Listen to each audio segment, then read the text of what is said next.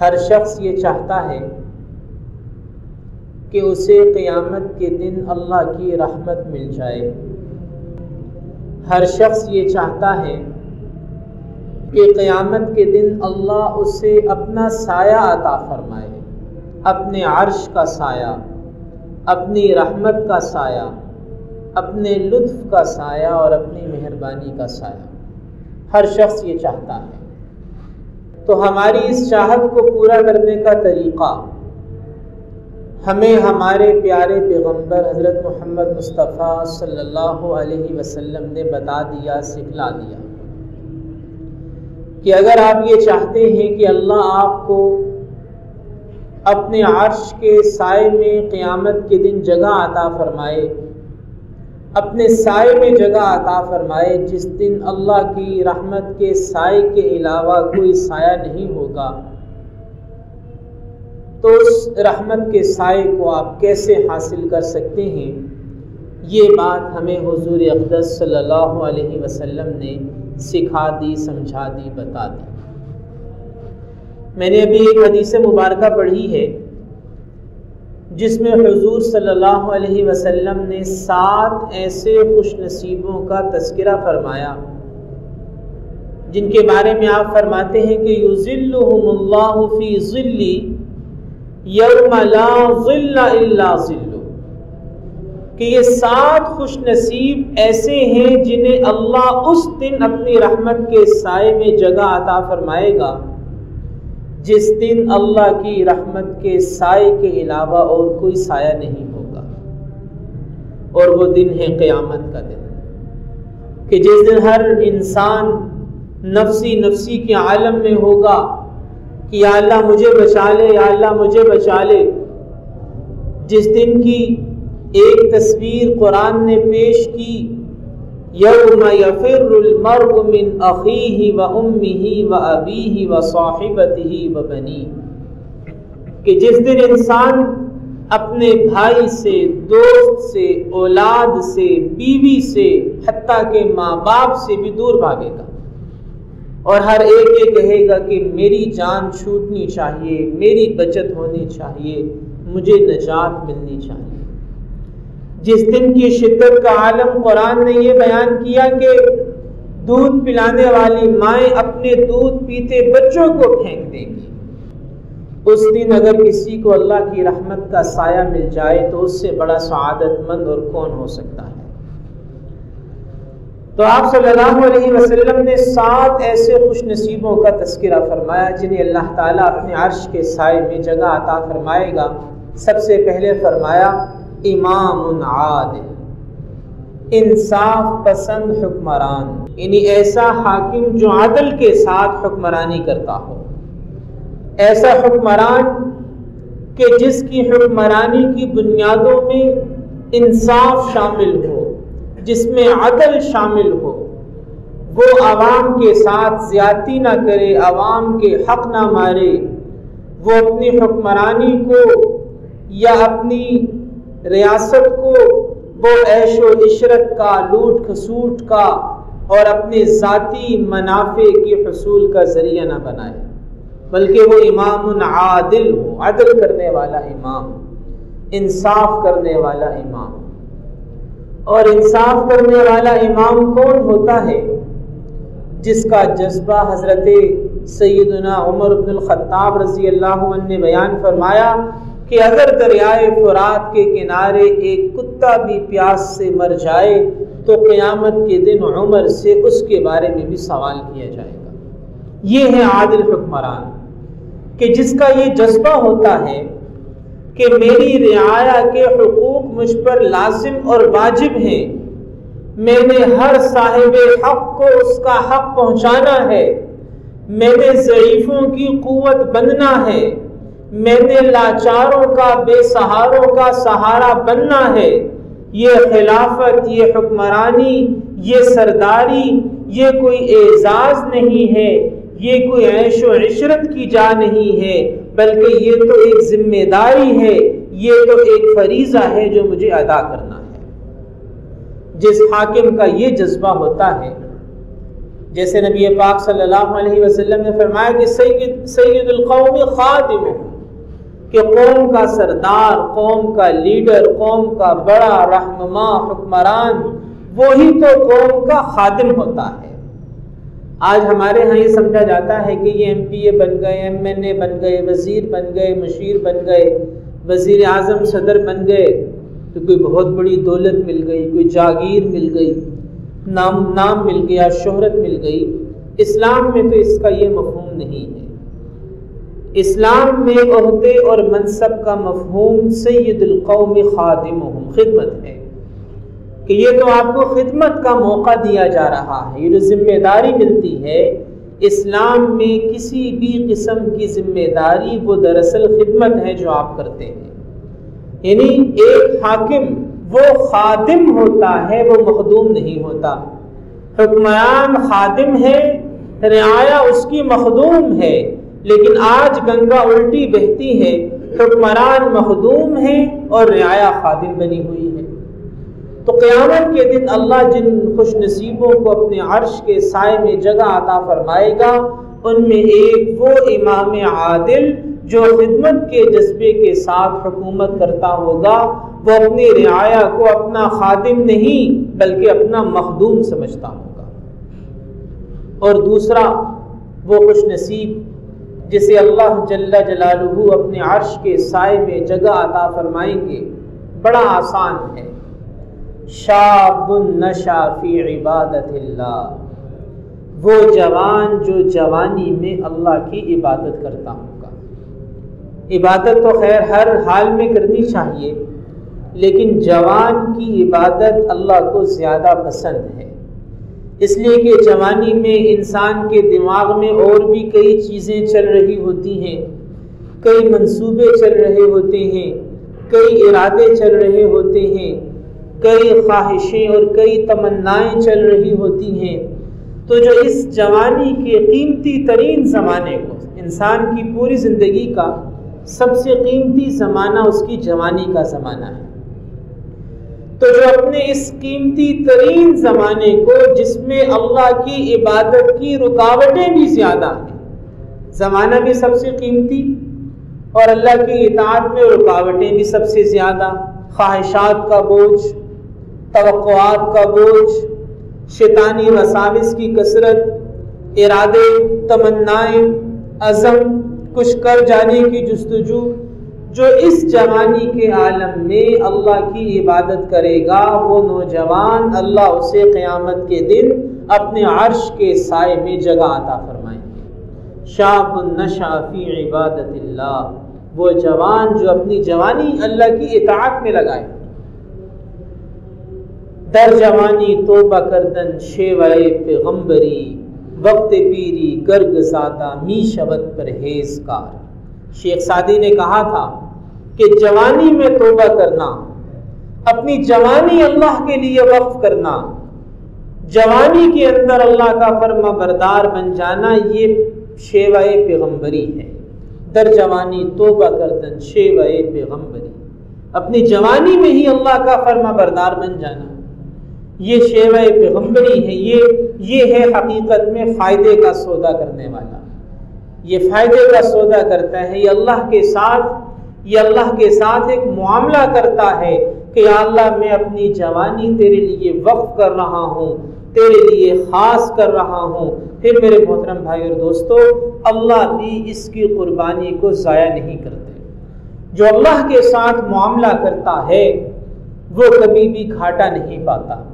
جس نے اللہ کے ساتھ معاملہ کیا، جس نے اللہ کو اپنا آپ پیش کر دیا، جس نے اللہ کو اپنی جوانی پیش کر دی، اسے کبھی گھاٹا نہیں ہوتا، اسے کبھی نقصان نہیں ہوتا۔ تو دوسرا شخص جسے اللہ جل جلالہ قیامت کے دن اپنے عرش کے سائے میں جگہ عطا فرمائیں گے، وہ جوان جو جوانی میں اللہ کی عبادت کرے، جوانی میں اللہ کی کتاب قرآن مجید سے اپنا تعلق مضبوط کرے، جو جوانی میں اپنے حبیب، اپنے محبوب حضرت محمد صلی اللہ علیہ وسلم کی سنت کے ساتھ وابستہ ہو جائے، آپ کی سیرت کو جاننے اور اپنانے کی کوشش کرے، وہ جوان بھی قیامت کے دن اللہ کے عرش کے سائے میں ہوگا۔ اور تیسرا شخص جس کے بارے میں حضور علیہ الصلوۃ والسلام نے فرمایا کہ اللہ کے عرش کے سائے میں جگہ پائے گا، رجل قلبہ معلق بالمساجد، وہ آدمی جس کا دل مسجد کے ساتھ اٹکا ہوا، مسجد سے بھاگنے کی فکر میں نہ رہے، مسجد میں آنے کی فکر میں رہے، اور جب مسجد میں آ جائے پھر مسجد سے جانے کو اس کا دل نہ کرے۔ آج ہمارے بہت سے بھائی مسجد سے گھبراتے ہیں، مسجد سے کتراتے ہیں۔ اول تو مسجد میں آنا مشکل لگتا ہے، اور اگر مسجد میں آ بھی گئے تو پھر مسجد سے بھاگنے کی فکر میں لگے رہتے ہیں۔ میرے محترم بھائی اور دوستو، احب البلاد الی اللہ مساجدھا، اللہ کو روئے زمین پر سب سے زیادہ جو محبوب جگہیں ہیں وہ یہ مسجدیں ہیں۔ یہ جگہ اللہ کو سب سے زیادہ پسند ہے، اور اللہ کو سب سے زیادہ ناپسند جگہیں بازار ہیں۔ ہم مسجد سے بھاگتے ہیں، بازار پہنچ جاتے ہیں۔ تو رجل قلبہ معلق بالمساجد، مسجد کے ساتھ اس کا تعلق ہو، مسجد میں اس کا دل اٹکا ہوا ہو، اسے مسجد میں رہنا اچھا لگتا ہو، اسے مسجد میں وقت گزارنا پسند ہو، مسجد کی چٹائیوں سے اس کو محبت ہو، مسجد کے در و دیوار سے اس کی مانوسیت ہو، اس کا دل مسجد میں اٹکا ہو، مسجد کو آباد کرتا ہو۔ جو مسجد کو آباد کرتا ہے اللہ جل جلالہ اس کے گھر کو آباد کرتا ہے۔ تو جو لوگ قیامت کے دن اللہ کے عرش کے سائے میں جگہ پائیں گے ان میں سے ایک رجل قلبہ معلق بالمساجد، مسجدوں کے ساتھ نسبتوں کو جوڑنے والے۔ ہمیں اس چیز کی کوشش کرنی چاہیے، ہمیں اپنے روزمرہ کے اوقات میں کچھ خاص وقت مسجد کے لیے صرف کرنا چاہیے۔ نماز تو الحمدللہ پڑھتے ہی ہیں، تو بس ایک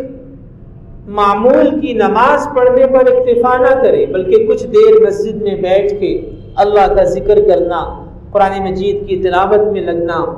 اگر مسجد میں دین کے علم کی بات ہو رہی ہو تو اس بات کو سیکھنے کی کوشش کرنا۔ اور مسجد تو ایسی نورانی جگہ ہے کہ یہاں بیٹھنے والا بھی نامراد نہیں، خاموشی سے بیٹھا رہے، نہ ذکر کر رہا ہے، نہ تلاوت کر رہا ہے، نہ نماز پڑھ رہا ہے، خاموشی سے مسجد میں بیٹھا ہے، اس کا یہ وقت بھی اللہ کی عبادت میں شمار کیا جا رہا ہے۔ یہ ایسی بابرکت جگہ ہے۔ تو قیامت کے دن اگر اللہ کے عرش کے سائے میں جگہ پانا چاہتے ہیں تو پھر اپنے دلوں کو مسجد کے ساتھ جوڑنا ہوگا، کہ مسجد ہمارے لیے اجنبی جگہ نہ ہو، مسجد ہمارے لیے مانوس جگہ ہو، ہمیں مسجد کے ساتھ انس ہو، ہمیں اہل مسجد کے ساتھ انسیت ہو، ہمیں مسجد میں آنا اچھا لگے۔ اگر یہ جذبہ ہے تو اللہ جل جلالہ قیامت کے دن اپنے عرش کے سائے میں جگہ عطا فرمائیں گے۔ اور چوتھے وہ شخص جنہیں اللہ پاک قیامت کے دن اپنے عرش کے سائے میں جگہ عطا فرمائیں گے، حضور صلی اللہ علیہ وسلم نے فرمایا رجلان یتحابان فی اللہ، وہ دو آدمی جو ایک دوسرے سے اللہ کے لیے محبت کرتے تھے، اللہ کے لیے ایک دوسرے سے محبت کرنے والے، یعنی ان کی محبت کا سبب نہ مال تھا، نہ رشتہ داری تھی، نہ ذاتی اغراض اور ذاتی منافع تھے، بلکہ ان دونوں کی محبت کا سبب اللہ اور اللہ کا رسول صلی اللہ علیہ وسلم تھے۔ اللہ ان دونوں کو اپنے عرش کے سائے میں جگہ عطا فرمائے گا، یعنی وہ اللہ کے لیے آپس میں ملتے تھے۔ اجتماع علیہ وتفرقا علیہ، اللہ کی محبت کی وجہ سے آپس میں ملتے تھے، اللہ کی محبت کی وجہ سے آپس میں جدا ہوتے تھے، ان کا باہمی تعلق اللہ کے لیے تھا۔ اللہ ان کو یہ بدلہ دے گا کہ قیامت کے دن اپنے عرش کے سائے میں جگہ عطا فرمائے گا۔ اللہ کے لیے محبت یہ بڑی سعادت کی بات ہے، ایک دو نہیں بے شمار احادیث میں ہمیں اس کے فضائل ملتے ہیں۔ آج مصیبت یہ ہے کہ آج اللہ کے لیے محبت کا تصور ہی ختم ہو گیا، یعنی ایک مسلمان دوسرے مسلمان کی اس لیے عزت کرے، اس سے اس لیے محبت کرے کہ یہ میرے اللہ کا بندہ ہے، یہ میرے نبی کا امتی ہے، یہ ایک انسان ہے، یہ میرا مسلمان بھائی ہے، مجھے اس کی عزت کرنی چاہیے، مجھے اس سے محبت کرنی چاہیے، مجھے اس کا اکرام کرنا چاہیے، یہ اللہ کے دین کا عالم ہے، یہ اللہ کے دین کا طالب علم ہے، یہ اللہ کے دین پر عمل کرنے والا ہے، یہ بزرگ ہے، سفید ریش ہے، یہ اللہ کا نیک بندہ ہے، یہ اللہ کا بزرگ بندہ ہے، مجھے اس سے محبت کرنی چاہیے۔ ماں سے محبت کا اللہ نے حکم دیا، باپ سے محبت کا اللہ نے حکم دیا، بہن بھائیوں سے محبت کا اللہ نے حکم دیا، بیوی بچوں سے محبت کا اللہ نے حکم دیا، مجھے ان سب سے محبت کرنی ہے، اور یہ محبت اللہ کے لیے محبت ہے، اور یہ محبت قیامت کے دن اللہ کے عرش کا سایہ عطا کروائے گی۔ ہمیں محبت کا بس ایک ہی تصور پتا ہے، لفظ محبت بولو تو ذہنوں میں وہ گندا تعلق اور گندی محبت کا تصور ابھرتا ہے۔ اسلام میں تو محبت ایک عظیم اور ایک وسیع مفہوم ہے۔ اللہ والوں سے محبت، دین کے علماء سے محبت، دین کے طلباء سے محبت، ماں باپ سے محبت، اولاد سے محبت، بیوی سے محبت، بہن بھائیوں سے محبت، ایک مسلمان سے مسلمان ہونے کی نسبت سے محبت کہ مسلمان ہے بس میرے لیے محبت کے قابل ہے۔ ہمیں تو یہ سکھایا گیا، اور اگر ہم ایسا کریں گے تو یہ محبت قیامت کے دن اللہ کے عرش کے سائے میں جگہ عطا کروائے گی۔ اور پانچواں شخص جسے قیامت کے دن اللہ کے عرش کے سائے میں جگہ ملے گی، وہ پاک دامن رجل دعته امرأة ذات منصب و جمال فقال انی اخاف اللہ، کہ جسے کوئی خوبصورت اور اچھے خاندان کی حسین و جمیل عورت اپنی طرف متوجہ کرے اور یہ کہہ دے انی اخاف اللہ، مجھے اللہ کا ڈر مانے ہے، میں اپنے رب کو تیری خاطر ناراض نہیں کر سکتا، مجھے تو اپنے رب کا خوف ہے، میں نے اس کے سامنے پیش ہونا ہے، میں نے جواب دینا ہے، میں اپنی عزت کو، اپنی پاک دامنی کو، اپنی حیا کو تار تار نہیں کر سکتا۔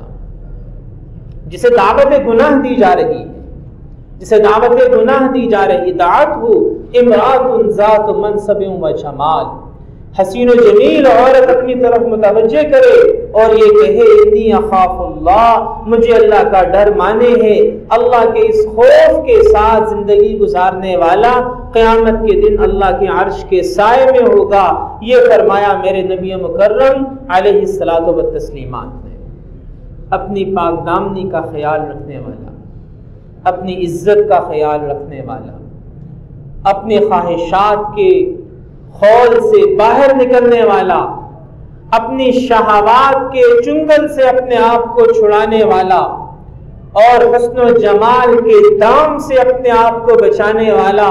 اپنے اللہ کو راضی کرنے کے لیے کہ جسے اللہ کا خوف مانے تھا اور اس خوف نے اسے روک دیا برائی کی طرف بڑھنے سے، گندگی کی طرف بڑھنے سے، بے حیائی کی طرف بڑھنے سے، یہ رک گیا اپنے اللہ کے لیے، اس کا اللہ قیامت کے دن اسے اپنے خاص بندوں میں شامل کرے گا۔ وہ خواص دنیا میں بھی خواص ہوتے ہیں، یہ آخرت کے خواص ہیں، خاص لوگ، اہم لوگ، آخرت کے خواص کا بیان چل رہا ہے۔ وہ 7 لوگ جنہیں اللہ اپنے عرش کے سائے میں جگہ عطا کرے گا۔ ایک وہ کہ جسے حسن و جمال والی عورت دعوت گناہ دے اور وہ کہے انی اخاف اللہ، مجھے اللہ کا ڈر مانے ہے۔ اور چھٹا شخص رجل تصدق بصدقۃ لا تعلم شمال ما تنفق یمین، جو آدمی صدقہ دے اور اتنے خفیہ طریقے سے صدقہ دے کہ بائیں ہاتھ کو بھی پتہ نہ چلے کہ دائیں ہاتھ نے کیا دیا، کتنا دیا، کس کو دیا۔ اب 2 باتیں ہیں۔ پہلی بات ہے صدقہ۔ صدقہ کیا ہوتا ہے ذرا اس کو بھی سمجھنا ضروری ہے،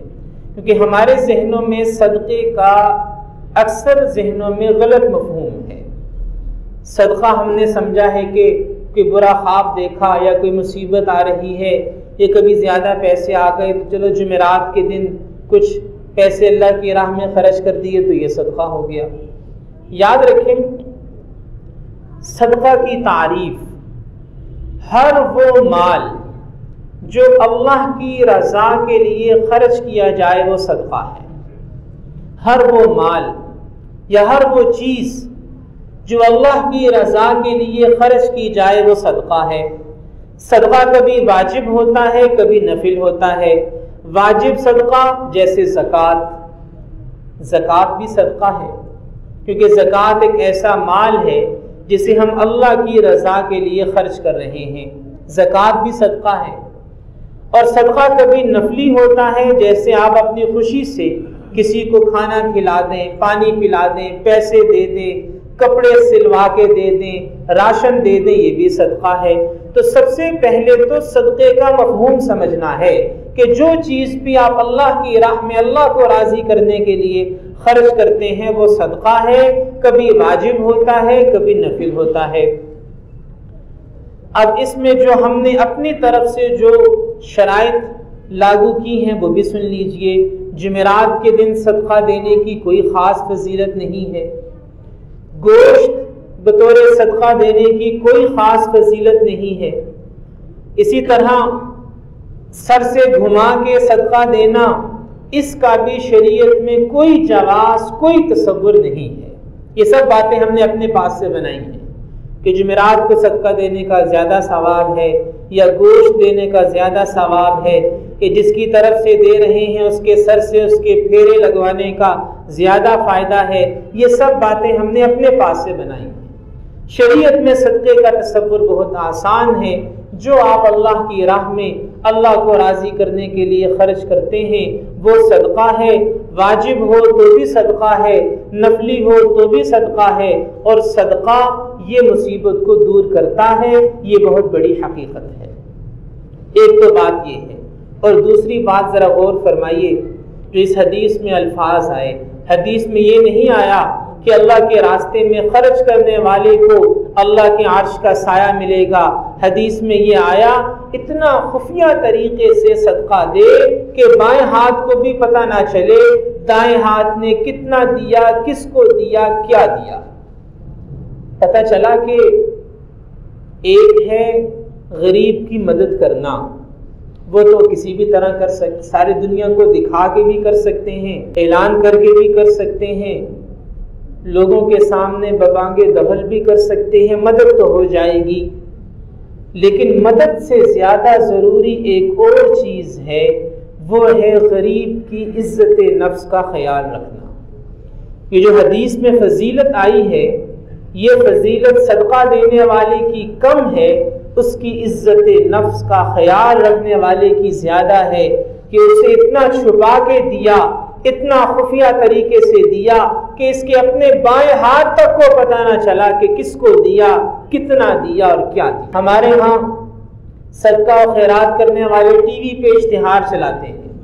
تصویریں کھینچ کے پوری دنیا کو دکھائی جاتی ہیں کہ ان غریبوں کو صدقہ دیا گیا، ان غریبوں کی مدد کی گئی۔ اس غریب کو ٹی وی پہ لا کے بٹھا دیا اور فون چلا دیا کہ یہ غریب بیٹھا ہے، یہ لاچار بیٹھا ہے، یہ ضرورت مند بیٹھا ہے، لاؤ سارے لا کے اس کو اپنے صدقے دو، زکوٰۃ دو، خیرات دو۔ میرے محترم بھائی اور دوستو، صرف مدد کافی نہیں ہے، اس کی عزت نفس کا خیال رکھنا بھی ضروری ہے۔ اس لیے اللہ کے نبی نے فرمایا کہ قیامت کے دن اللہ کے عرش کے سائے میں وہ جگہ پائے گا جو اتنے خفیہ طریقے سے صدقہ دے کہ بائیں ہاتھ کو پتہ نہ چلے دائیں ہاتھ نے کیا دیا۔ اور آخری اور ساتواں، رجل ذکر اللہ خالیا ففاضت عینا، ساتواں وہ ہے کہ جو اللہ کا ذکر کرے تنہائی میں، خالیا، پہلی بات تنہائی میں، اور دوسری بات اللہ کا ذکر جب کرے تو ففاضت عینا،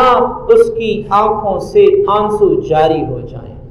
اشک رواں ہو جائیں۔ اب دو باتیں سمجھ میں آئیں۔ پہلی بات کہ تنہائی کا ذکر لوگوں کے سامنے ذکر کرنے سے افضل ہے۔ ذکر اللہ خالیا، تنہا ہو کر خلوت میں اللہ کے ذکر میں لگے، تنہائی کا ذکر جلوت کے ذکر سے افضل ہے۔ اور دوسری بات، اس حدیث سے یہ پتہ چلی کہ ذکر صرف لفظ گننے کا نام نہیں ہے، لفظ گننے کا 100 دفعہ سبحان اللہ کہہ لیا، 1000 دفعہ لا الہ الا اللہ کہہ لیا، 5000 بار درود شریف پڑھ لیا،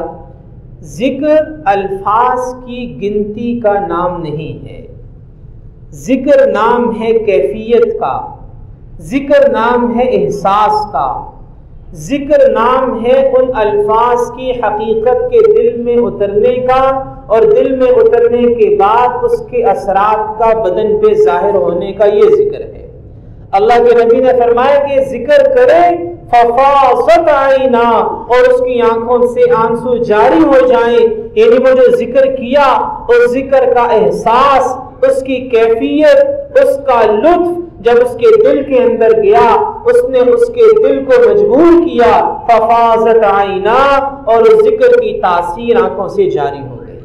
ذکر کی حقیقت یہ ہے، ذکر الفاظ کی گنتی کا نام نہیں ہے، ذکر خاص کیف کو، کیفیت کو اور احساس کو کرنے کا نام ہے۔ یہ 7 خوش نصیب انہیں اللہ قیامت کے دن اپنے عرش کے سائے میں جگہ عطا فرمائے گا۔ پہلا عادل حکمران، دوسرا وہ جوان جو جوانی میں اللہ کی عبادت کرے، تیسرا وہ شخص جس کا دل مسجد میں اٹکا ہوا ہو، چوتھے وہ 2 شخص کہ جو اللہ کے لیے ایک دوسرے سے محبت کریں، پانچواں وہ پاک دامن جسے حسین و جمیل عورت اپنی طرف متوجہ کرے اور یہ کہہ دے انی اخاف اللہ، مجھے اللہ کا ڈر مانے ہے۔ چھٹا وہ جو اتنے خفیہ طریقے سے صدقہ کرے کہ بائیں ہاتھ کو بھی پتہ نہ چلے دائیں ہاتھ نے کیا دیا، اور ساتواں وہ جو تنہائی میں اللہ کا ذکر کرے اور آنکھوں سے آنسو جاری ہو جائیں۔ ان 7 خوش نصیبوں کو اللہ قیامت کے دن اپنے عرش کے سائے میں جگہ عطا فرمائے گا۔ اللہ پاک ہم میں سے ہر ایک کو ان تمام باتوں کو سمجھ کر ان پر عمل کرنے کی توفیق عطا فرمائے۔ وآخر دعوانا ان الحمدللہ رب العالمین۔